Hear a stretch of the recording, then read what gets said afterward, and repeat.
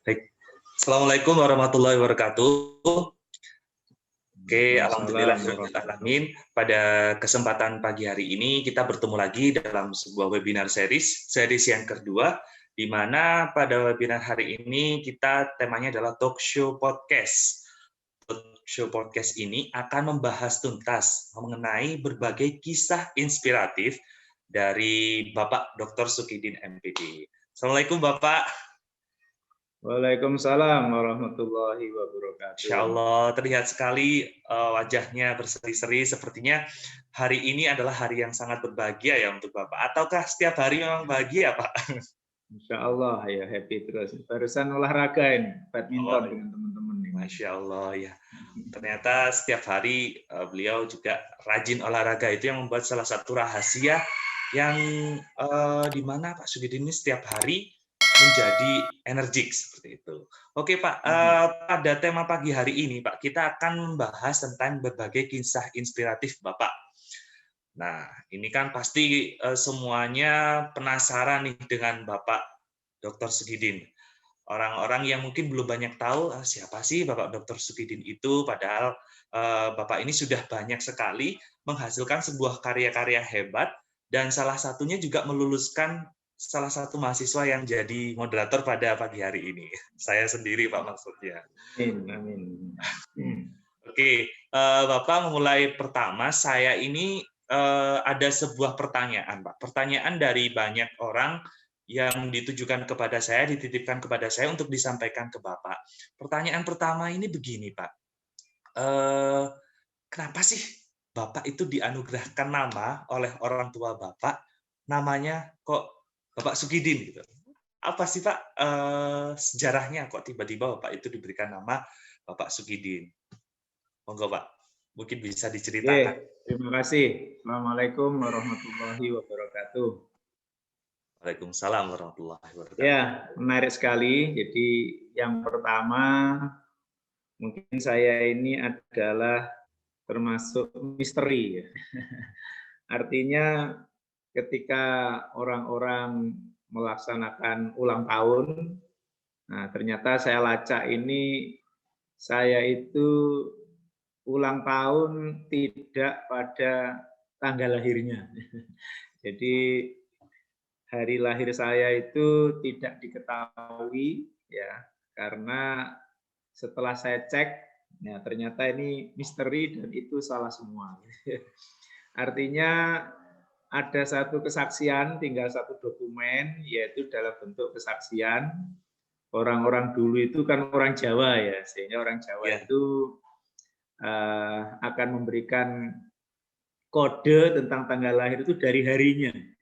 Nah, harinya adalah yang benar itu hari Selasa Legi.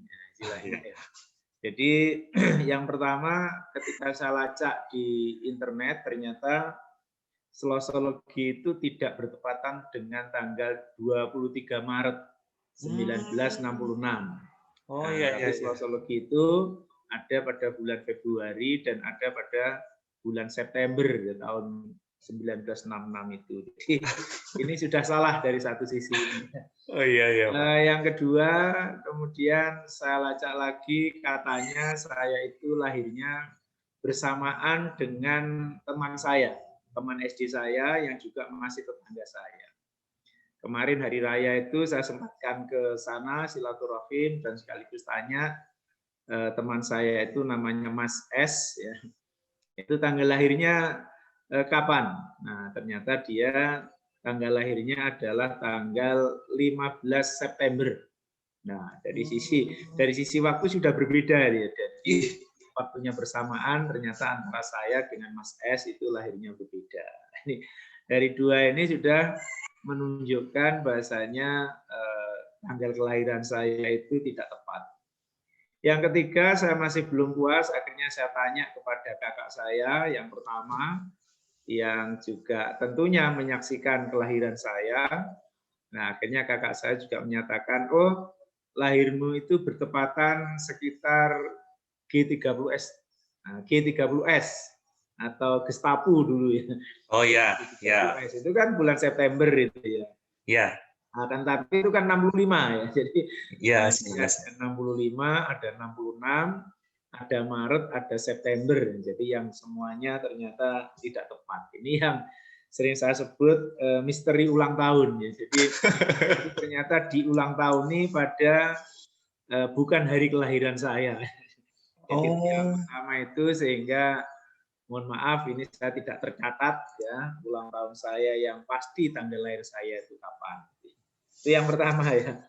Kemudian yang kedua, ternyata dari kisah-kisah yang saya peroleh, ya penuturan orang-orang yang lebih tua dari saya, dari kakak saya, dari Pak Lek saya, ya, itu semua menyatakan saya dulu itu terlahir namanya Sutarjo. Nah, jadi bersama dengan Bapak Sutarjo Rektor yang pertama. Ya. Oh iya ya.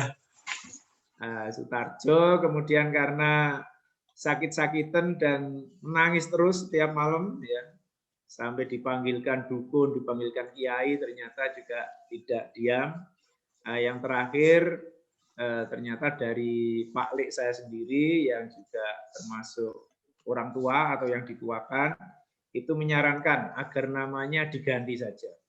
Nah, kemudian dengan Pak Lek saya itu saya diambil dan selanjutnya saya diasuh selama beberapa minggu di sana dan nama saya kemudian diganti dengan nama Sukidin.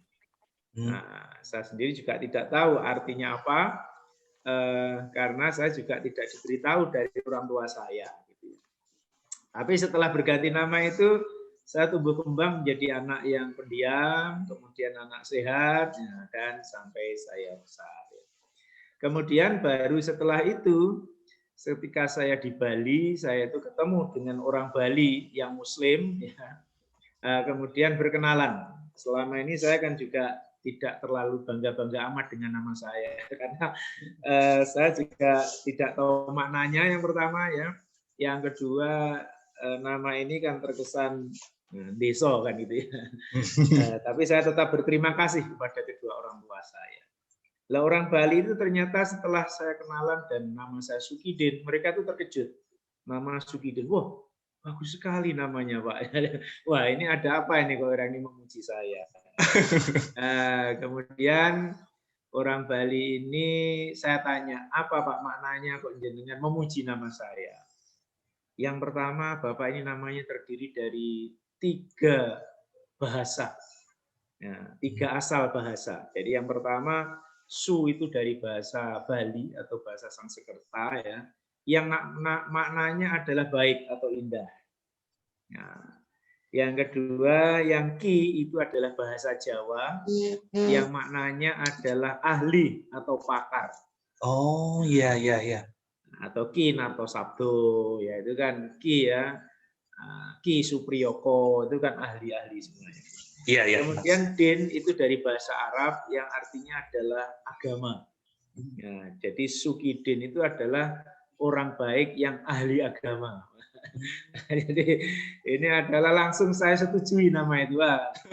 Saya setuju Pak dengan nama itu dan sampai sekarang saya akhirnya bangga dengan nama saya Sukidin itu. Akan tetapi saya kemarin itu kemudian ke Thailand. Nah, ternyata orang Thailand itu tidak bisa mengucapkan Sukidin. Nah, Bapak saya tidak saya panggil Sukidin, tapi saya panggil Mr. Suki. Mr. Suki. Nah, akhirnya sampai sekarang orang-orang di samping memanggil saya Bapak Sukidin, juga memanggil saya Ustadz Suki. Itu antara lain sejarah saya, Mas Winang. Terima kasih. Ya, baik. Terima kasih Bapak. Berarti arti nama itu sendiri muncul dari sebuah peristiwa hijrah ya Pak ya. Bapak hijrah dari Pulau Jawa menuju Bali, bertemu dengan orang Bali. Akhirnya diceritakanlah bahwa nama Sukidin itu terdapat dari 3 bahasa. Nah, kalau seumpamanya tidak bertemu dengan orang Bali itu mungkin ceritanya beda ya Pak. Iya bisa juga. Iya. Jadi Bapak ini Pak Sukidin itu dari 3 bahasa, di mana bahasa yang pertama adalah Su dari bahasa Bali yang artinya adalah baik. Dan ki itu adalah dari bahasa Jawa yang artinya adalah orang yang ahli. Kan biasanya kalau orang ahli itu kan dipanggil ki siapa gitu ya Pak ya, ki Nah, siapa ketua gitu atau ya. ahli ya. Iya. Terus yang terakhir adalah din, itu adalah berasal dari agama ya Pak ya, di mana Ya. orang yang ahli agama artinya. Oke Bapak, terima kasih banyak untuk pencerahan dari nama Bapak ini sendiri. Ini sangat menarik sekali ya, karena mohon maaf Bapak, nama Sukidin itu jarang. Di Indonesia itu jarang sekali. Bahkan ketika saya search di Google, di googling, pasti yang keluar langsung fotonya Pak Sukidin. Nggak ada lagi yang lain, karena nama Sukidin ya sudah satu-satunya mungkin cuma Pak Sukidin ini aja gitu kalau dicari di Google.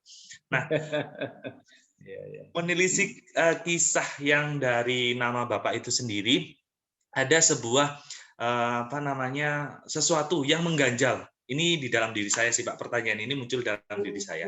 Saya akan melihat di mana Bapak ini pendidikannya mulai dari kecil ya, dari TK sampai dengan dari menyelesaikan jenjang S3 ini sangat luar biasa sekali ya Pak ya, perjuangannya, prestasinya, dan bahkan jalan ceritanya pun banyak yang kita tidak tahu apa sih yang dialami oleh Bapak Sukidin ini hingga menjadi orang yang saat ini sudah dikenal banyak orang dengan karya-karya besarnya. Nah, itu.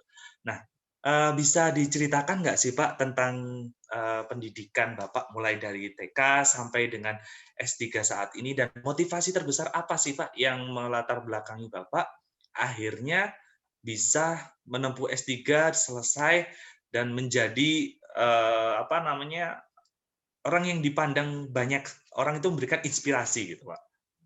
Silakan Bapak. Oke, terima kasih. Yang pertama mungkin generasi saya dengan generasi Mas Winan dan lainnya ini berbeda ya. Jadi saya tidak pernah TK Mas ya. Jadi di kampung saya belum ada TK waktu itu ya. Jadi belum ada TK, belum ada listrik gitu ya. Jalannya masih makadam gitu ya. Oke, jadi saya tidak pernah sekolah TK ya, dan saya langsung sekolah SD. Nah, itu pun kira-kira umur 8 tahun itu SD ya. Jadi anak-anak dulu zaman saya itu ya taunya rumah sawah gitu ya. Jadi rumah sawah dan kebun di belakang rumah itu ya. Rumah sawah, kebun, sungai ya mungkin itu. Jadi arena permainannya di situ ya. Jadi kami dari SD sampai SMP itu ya di kampung ya istilahnya, di salah satu desa di Banyuwangi yaitu desa Taman Agung ya, kalau dusunnya adalah dusun Sumberwaru. Nah, jadi sumber waru, jadi sumbernya di bawah pohon waru dan itu sangat sakral itu. Kemudian disebut danyangan ya, jadi karena itu memang sumber air yang bisa mengairi sawah petani-petani yang ada di dusun itu. Makanya disakralkan dan selanjutnya disebut desa Sumberwaru karena sumbernya di bawah pohon waru dan itu bisa menghidupi masyarakat dusun itu. Nah, kemudian dari SD sampai SMP saya itu ya itu tadi ya biasa-biasa saja sebagai anak gembala ya istilahnya.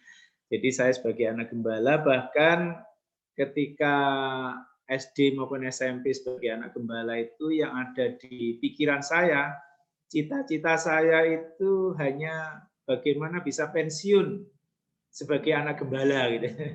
Jadi cita-cita saya itu kalau sore bisa jalan-jalan ke kota kecamatan ya, melihat misalkan 17 Agustus itu kan ada lomba-lomba ya. Dulu kan disiarkan di speaker itu ya. Nah, kemudian kami dari sawah itu mendengarkan. Jadi saya ingin sekali sore-sore itu diantarkan orang tua atau kakak itu menuju kota kecamatan untuk melihat pertandingan voli, pertandingan sepak bola, gerak jalan, karnaval. Itu cita-cita terbesar saya adalah hanya pensiun sebagai anak gembala dan bisa melihat ramainya kota kecamatan setiap sore. Itu jadi ini adalah wajar cita-cita anak ketika SMP ya.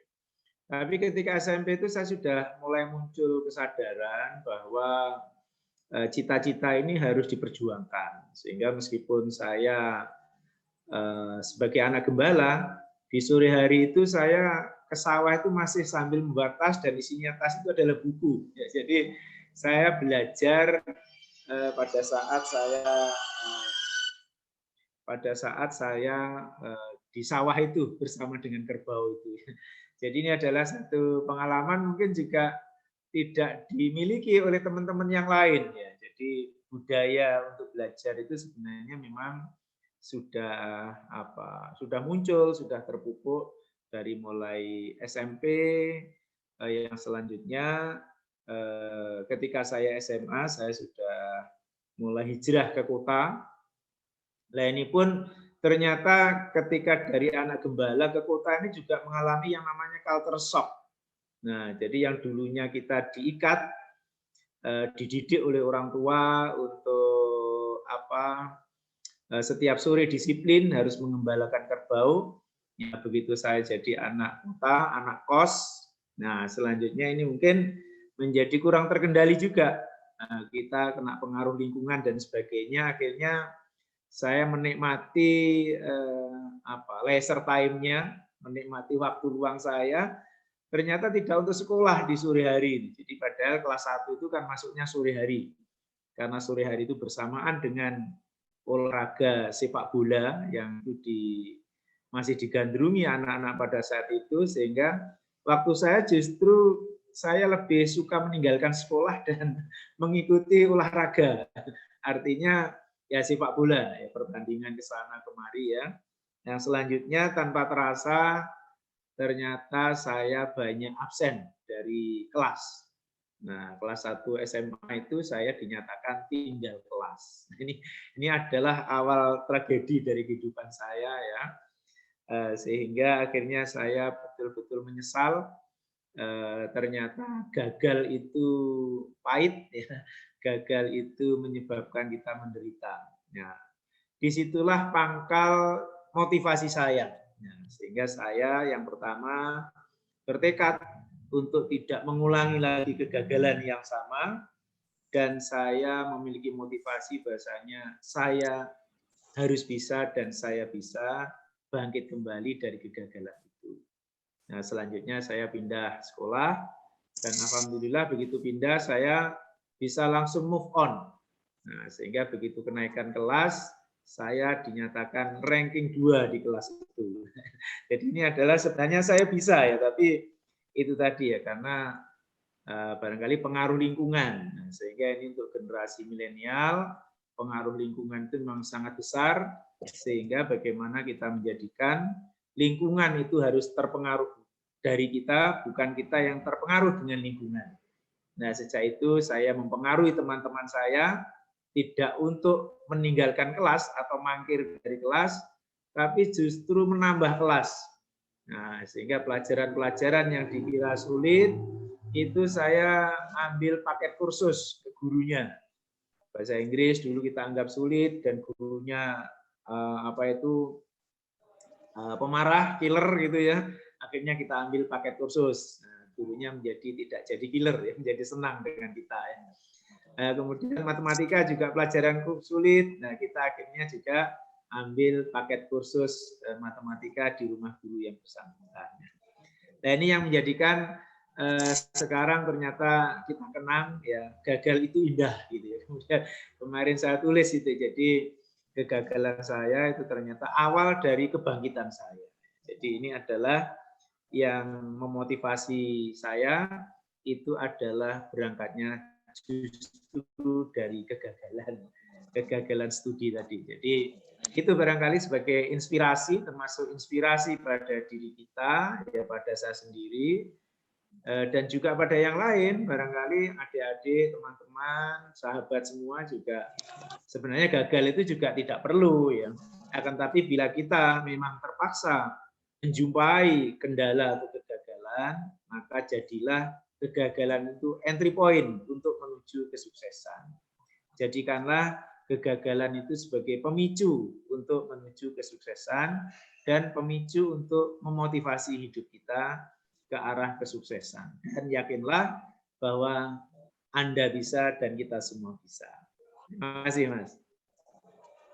Wah, luar biasa sekali nih ke pagi ini kita dapat quotes bagus sekali dan dapat ilmu yang sangat luar biasa sekali bahwasanya kegagalan itu jadikanlah sebagai entry point untuk menuju kesuksesan. Nah, sebenarnya Bapak ini kalau ini pertanyaan ini muncul dari diri saya pribadi, Pak. Saya ingin tanya, bagaimana sih Pak caranya membuat sebuah titik balik itu menjadi sebuah kekuatan? Terkadang kan kita setelah mengalami sebuah kegagalan, jatuh, susah banget ini move on. Akhirnya kan susah banget move on dan ujung-ujungnya kita akan terus terbelenggu dalam meratapi kegagalan.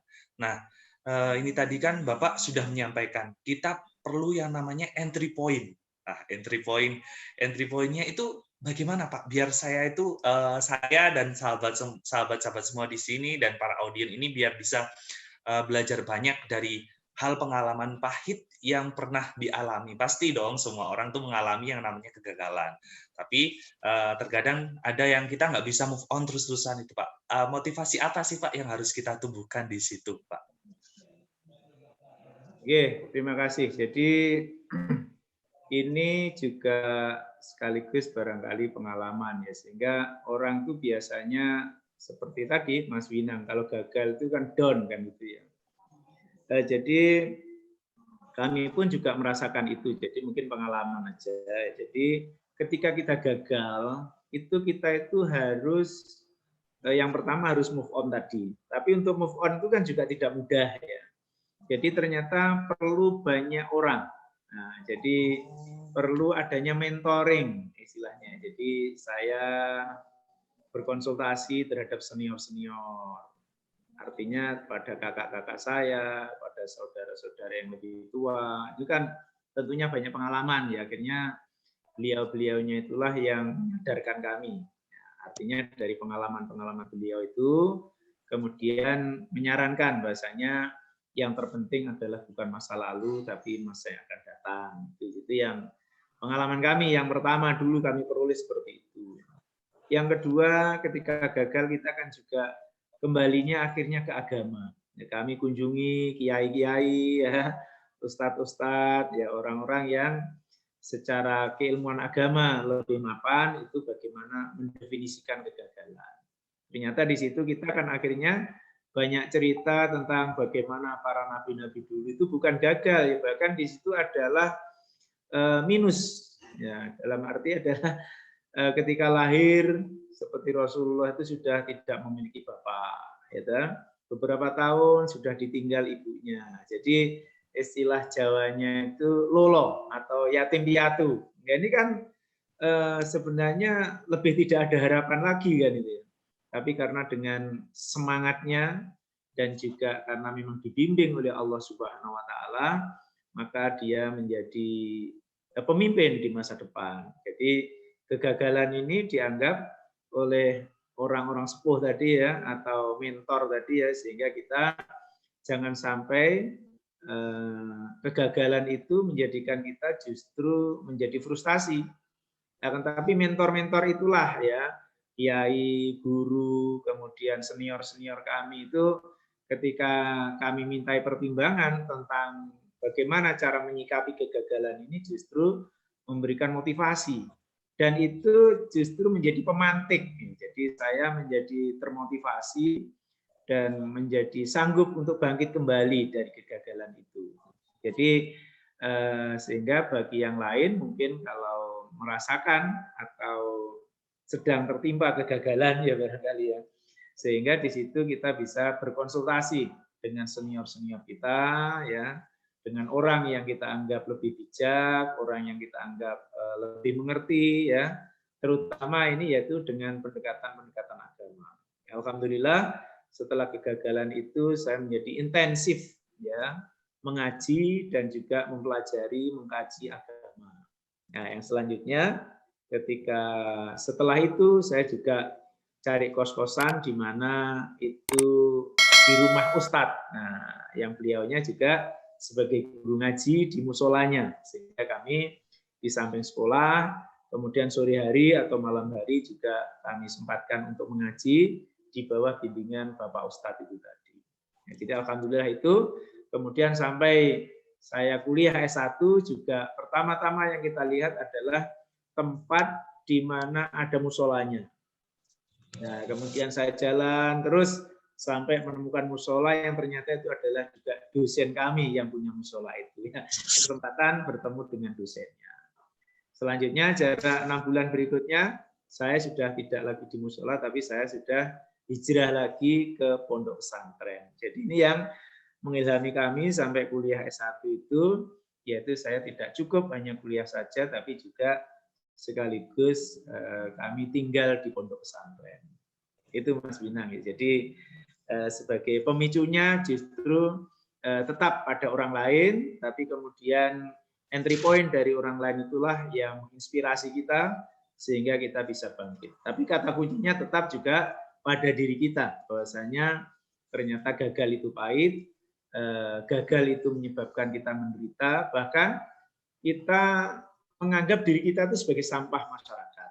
Nah, ini kan harus dipulihkan citra itu, dan ternyata apabila ada niat yang lurus, niat yang ikhlas dan kesungguhan, dan ternyata itu bisa kita bangun kembali.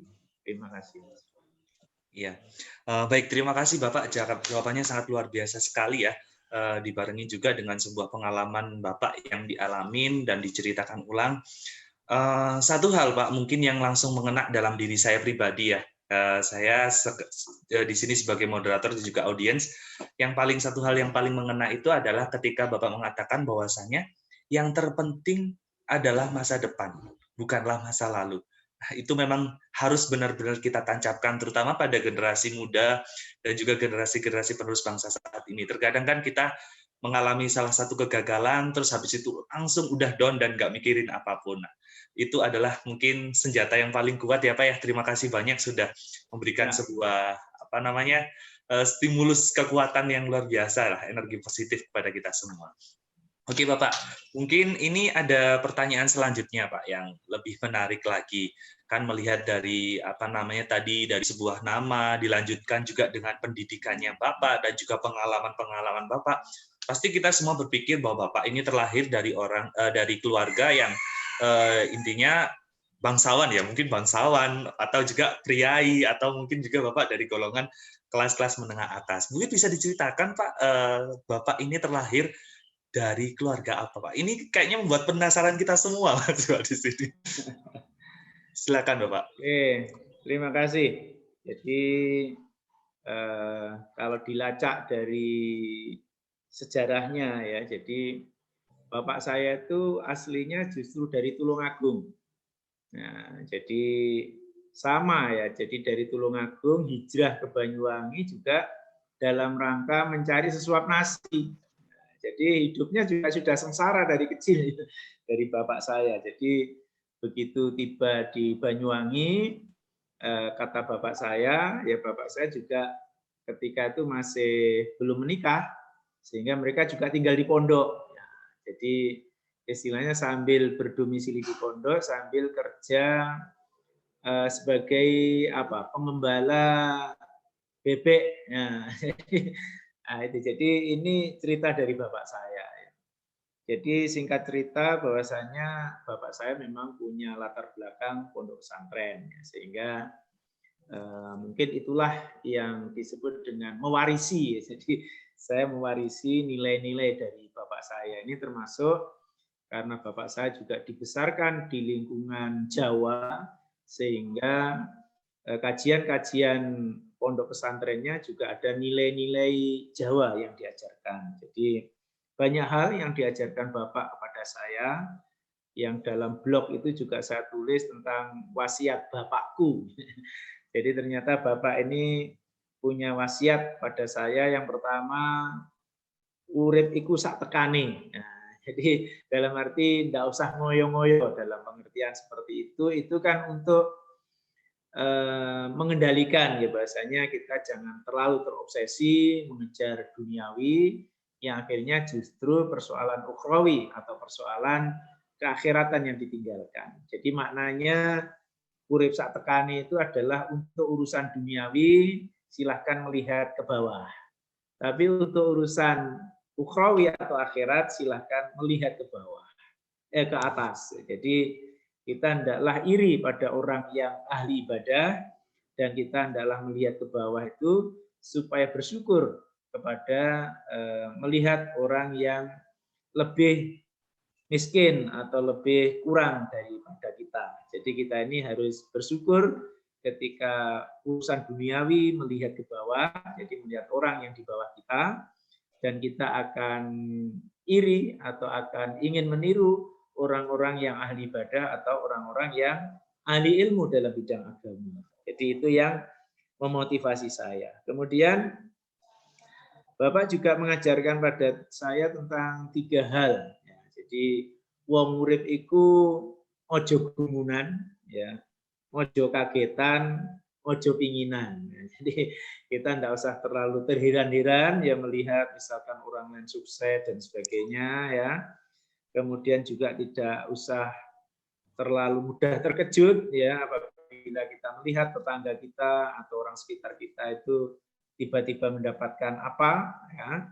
Kemudian kita juga tidak usah terlalu berkeinginan ya terhadap hal-hal yang kita jumpai di luar sana, mungkin mobil bagus, rumah mewah dan sebagainya. Jadi ini saya pikir juga nilai-nilai kearifan ya. Jadi ojo gumunan, ojo kagetan, dan ojo pinginan. Ini yang hal itu yang diajarkan Bapak kepada saya ya, sehingga saya ini mungkin meskipun hidup di kota tapi ya gayanya tetap gaya desa. Karena ini memang adalah wasiat Bapak yang sangat kuat ya mewarnai nilai-nilai saya, sehingga bahkan sampai-sampai saya ini tetap merawat ya tradisi-tradisi lokal. Jadi kita merawat tradisi dalam pengertian saya setiap hari seperti ini ya mungkin pakai sarung ke musola dan sebagainya. Jadi memang di situ justru dengan itu saya menemukan kebahagiaan hidup. Jadi justru bahagia itu ketika kita sudah bisa berbuat sederhana. Jadi ini mungkin filosofi saya ya. Kemudian terkait dengan spirit, ya spirit tentang duniawi ternyata Bapak itu berbeda dengan Ibu. Jadi kalau Bapak tadi itu mengajarkan tentang nilai-nilai keikhlasan, nilai-nilai keakhiratan, ya, nilai-nilai rohaninya. Sementara simbok saya ini justru mengajarkan saya tentang nilai-nilai kapitalisme. Jadi nilai-nilai keduniawian. Simbok ini buta huruf, ya mohon maaf buta huruf, akan tetapi tidak pernah salah dalam menghitung uang. Sangat teliti dan sangat jeli dan futuristik. Jadi kenapa saya katakan futuristik? Karena prinsipnya orang berhasil itu harus kerja keras dan penuh perhitungan. Ini kan luar biasa saya pikir ajaran itu setelah saya mempelajari sosiologi. Nah ini kok sama dengan ajaran Weber ini, di mana Weber itu dalam spirit of capitalism pada etika Protestan itu juga mengajari orang itu harus kerja keras, jujur dan hemat. Simbok jauh sebelum saya belajar itu ternyata juga mengajari saya tentang spirit kerja keras dan penuh perhitungan. Jadi ini yang diajarkan oleh simbok saya sehingga saya akhirnya juga terinspirasi itu, yang akhirnya saya mengambil program S1-nya yaitu pendidikan ekonomi. Karena saya memang ingin sebagai pelaku bisnis atau di dunia itu saya ingin menjadi orang yang sukses. Seperti simbok mengelola rumah tangganya tadi. Tapi di balik itu saya juga ingin menjadi orang yang sukses secara ukhrawi. Jadi ada keseimbangan, ada dua sukses, sukses dunia dan sukses akhirat. Itu pertimbangannya. Terus kemudian yang terakhir bahwasanya kami juga mengembangkan sikap hidup menghormati perbedaan. Jadi mohon maaf di keluarga kami juga ada salah satu kakak saya yang berkeyakinan lain atau beragama lain ya. Kemudian di kampung saya di situ kemudian ada dua tempat ibadah, yang satunya ada masjid, tempat ibadah yang didirikan oleh bapak saya dengan saya di depan rumah saya ya. jarak 100 meter itu ada gereja yang didirikan oleh kakak saya. Nah, kami semua saling menghormati itu ya. Bahkan kakak saya ini ketika membangun masjid juga ikut bangun, ikut kerja bakti, ketika acara-acara kegiatan Isra Mi'raj, Maulid Nabi juga ikut kegiatan-kegiatan itu dalam arti melebur. Sehingga kami diajari juga bagaimana menghormati perbedaan. Kita beriman, tapi bagaimana menerapkan iman yang merangkul, bukan iman yang memukul.